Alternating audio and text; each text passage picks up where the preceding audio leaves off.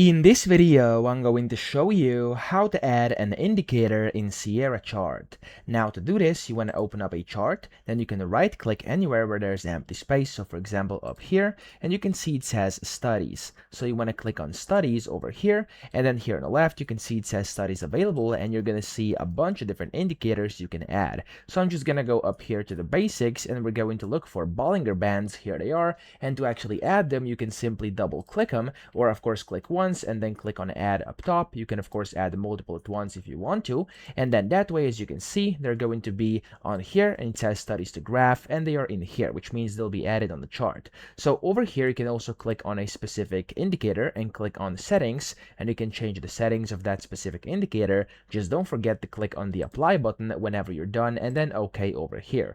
As you can see in the back, it's already basically added the indicator, but of course before you quit, make sure you actually click on the apply button again, and then OK, and there we go. It's going to add the indicator onto your chart. So that's how to do this. I hope this video helped you out. If it did, please subscribe to the channel and help me out as well.